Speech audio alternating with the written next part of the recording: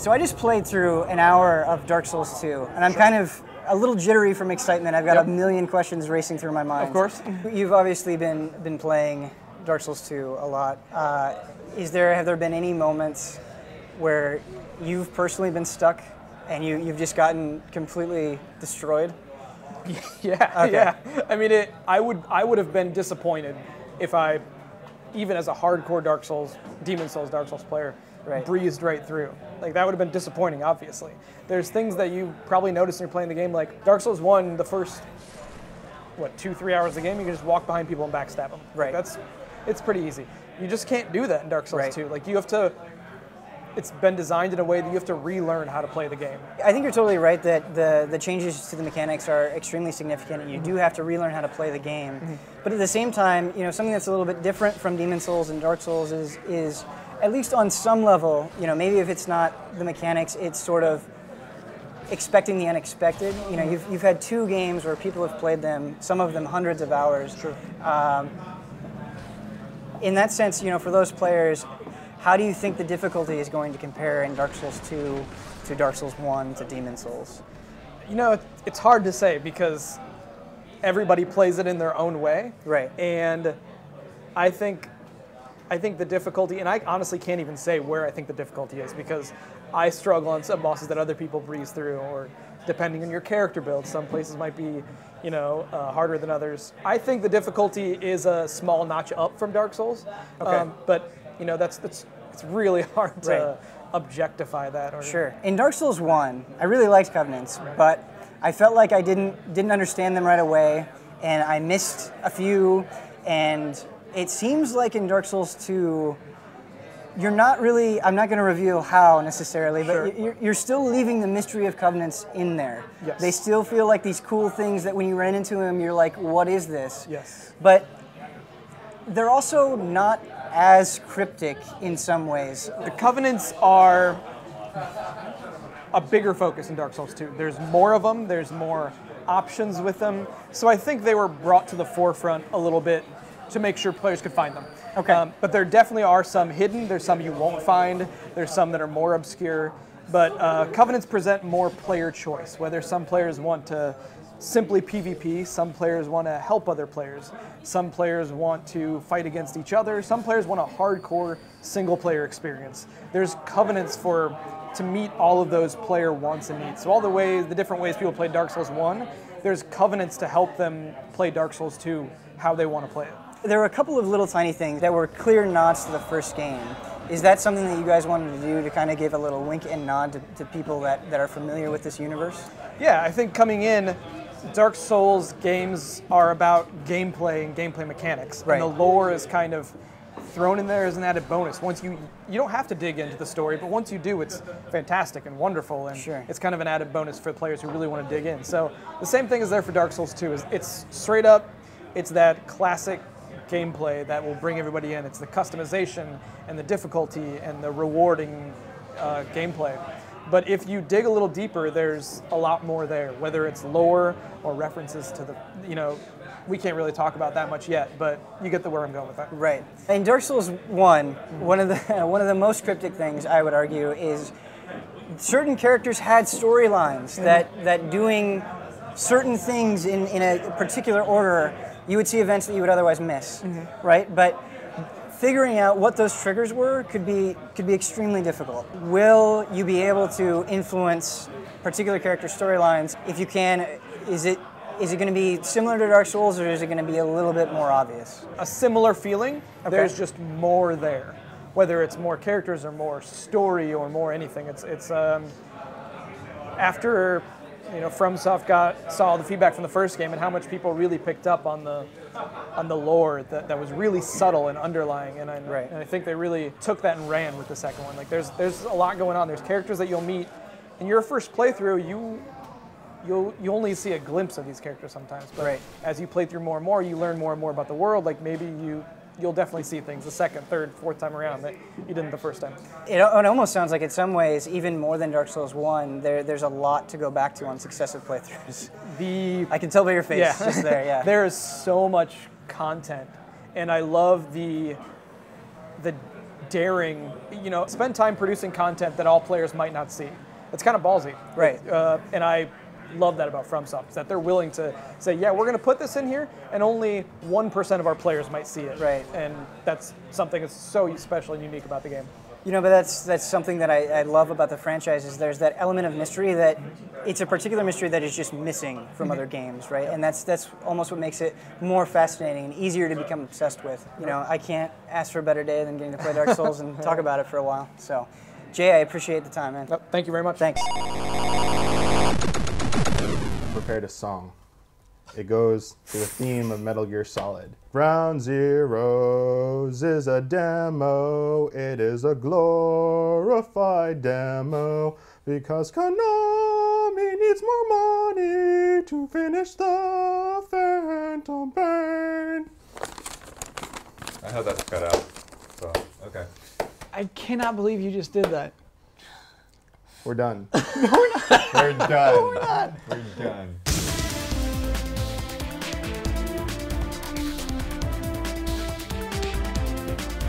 All right, so the news we're discussing today is that Ground was Zeroes is short. Ground Zeroes is a very short game. And that I was right. Well, what are you right about? I said that like multiple times that it's just that. Did anybody expect anything else, really? I didn't expect them to want to charge $30 for last-gen consoles and $40 for current Well, gen. it's less than that, though, right? Because it's $30 for digital. $30 for digital, $40 for physical. On the next gen, Yeah. and then it's $10 less for all the options on last gen. Yes. Right. So it could be as low as $20 if you're not feeling like you need to play it on a next gen console. I still feel that this game should have been a pre-order bonus for Castlevania Lords of Shadow 2. It's a game, though. This is something that won't be in the Phantom Pain. How do you know? Are you 100% sure about that? You bet your life, Kyle Bossman, on that. Of course, I don't bet my life on it, but that's what it is. It's its own story. It's its own thing. And we are talking about how long a certain mission takes to complete, and they've already said you unlock more missions when you beat it. Well, It's side missions, yeah. Free roam. There's other stuff to do. If you're a Metal Gear fan and you're going to buy this game, you're not just going to spend 2 hours on it. I think they're bullshitting people that like this. They announced when it's come out fiscal year between FY3 2015. Their weird Konami code for their fiscal years. Late 2015 or late 2016. Yeah, like it's like I think we were discussing this earlier. They're like this is what I feel Nintendo's doing with like Zelda. Zelda's nowhere near finished. That's why they're putting out Hyrule Warriors to give something to people. They've announced Phantom Pain or whatever Metal Gear Solid 5 is going to be called, if it's still going to be called Phantom Pain. They announced that so early, fans were expecting it, and they're like, crap, this is taking way longer to develop. Like, someone at Konami is like, hey, these guys really want this game. Let's charge them some money for it. Let's give them a level. We're going to get some money from them. It might be good. I'm not saying it costs It money is to good. put this You can out say there. it's but going it's to be not, good. I don't feel Yes, that's it a is. complete game. And any game that approaches $30 to $40, even if it's physical or digital, I think it's a little bit of shenanigans going on. Yeah, I mean, let's be clear. There are way longer and more substantial games that cost less than this demo costs. Well, they also cost less to produce. I mean, look at what we're getting out of Metal Gear Solid. But they're going to make their money on the game. It's the same game. It's the same engine. Yeah. Like, the only thing they're doing is like, okay, we completed a level. You guys can pay for that now. And then... But so think about all the production quality. You're paying $100 for a game now? Either it needed, like, the maximum they could charge for it, in my opinion, is $10. Yeah. Or it should be included, with one of their games. That's a smart idea. They want Lords of Shadow to sell more. You bundle it with that, like as a collector's edition. Like that makes more sense to me. That would be smarter. Than Or if this was supposed to be part of the whole game, then I wanted leave it till the final game. Like, don't give us something now that is this. Even if it's a small taste, I don't think it's going to be anywhere near what Phantom Pain is going to be in 2 years when that comes out. No, I mean, it's like, Phantom if you look, I mean, again, a very good and close example to this is the Bravely Default demo. You know, it's like, it's a huge separate thing to get you into the game, understand the systems before you get into the real game. That's a normal free demo. You know, it's like, you know, maybe they could have charged $10 to $20 for that, but then nobody would be trying it out and seeing what it's like. And I think that's kind of the thing with Metal Gear is like, oh, we have a huge fan base, so we can just gouge them. We're not getting gouged. The fact that You're not getting gouged. They're making a collector's edition of it. We see with the figures. They saw what and you all did that. as Kid Kyle Bossman, and they're like, hey, we Adult can charge Kyle money for Bossman, this. who spends money on looking games. At people like Michael Huber, who's going to buy the collector's edition for that somehow, get all the figurines and stuff, like gobble it up. Because there are people who are willing to pay that. And we're not judging those people. Like, if you want that, buy it, by all means. There are people who are willing to pay for that because it's good, because it is a product better than other things. It is a lot better than this Bravely Default demo. But that's what I'm saying. I cannot Wait, speak, I can't speak to the quality because I haven't played it. I've only seen what they've shown, and it looks rough at best. Yeah, but we're sitting here. Yeah, I can't judge how we are all sitting here right now because somebody else saw what they showed, and one of the many things that they have said as of the time of this filming pissed us off. The one very easy example is like this new slow-mo mechanic they're doing when you get alert status. Like in old Metal Gear games, alert, everyone starts coming after you. There's just no break. Now there's like some slow-mo thing that triggers where you have like a few seconds to pull out your gun and like shoot them. That's optional. You can turn that off. It's stupid.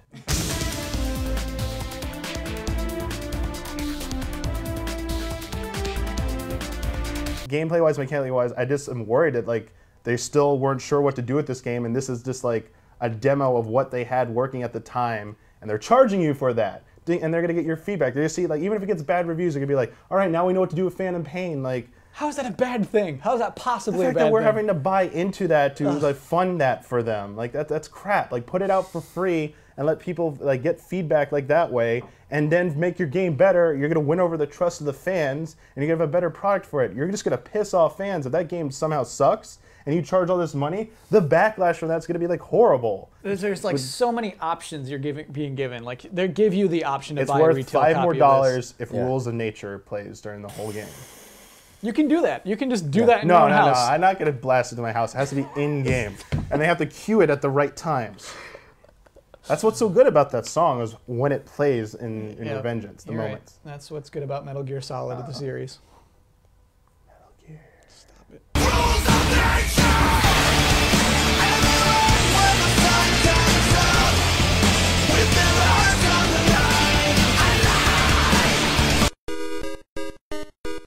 line, Hey, welcome. I actually have a special guest here today. It's Josh from Playism, and he's here to talk about La Mulana 2. The sequel to probably one of the toughest games that you should have played last year, but probably didn't. Josh, thanks for coming here today. And actually, let's talk about that. I don't think a lot of people really got their hands on La Mulana. What is it? Why the weird name? Can you describe it a little bit? All right, so it's one of the Metroidvania-style games, so it's a 2D platformer. I mean, the official genre is, I think, archaeological action exploration is what they go for. It's one of those Japanese things where they make it up. I like to think of it as a death trap, but go on. Yeah, there are plenty of those. The name itself, we actually got asked this pretty often. They switch around the characters of the Japanese director's name. His name is Narumura. You have to forget that the L and R's in Japanese are obviously the gray area. So it's La Mulana is basically his name switched around, and they basically just made it up whenever they were younger and went with it. And I think what really people love about it is the puzzles. Like, I mean, it has puzzles on par with a point-and-click game, sort of like LucasArts. You know, you really have to connect the dots, figure out, take notes, keep all of that stuff in line before you can get anywhere. It's not even the bosses and the action that really cause the game to be difficult. The game looks fantastic, by the way. Can you sort of like describe sort of the art style of this game for people who might not be aware of it? So it was originally released as a freeware game, and it was trying to be styled after MSX titles. The original game was basically a Windows game, but designed with the MSX color palette and everything in mind. And when they decided to remake it for WiiWare, they basically went after a 16-bit kind of, Symphony of the Night 2D, kind of high-fidelity art style. And that's basically where it comes from. And I mean, I guess the art style itself is, from the first game, it's mostly inspired by Aztec and Mayan ruins and architecture and culture. And the second one is actually going to take a different twist, and it's mostly going to be based on Norse mythology this time. So the entire story and everything is about the world tree, Yggdrasil, and everything. Well, since you already brought it up, you guys have just kickstarted the second game, basically.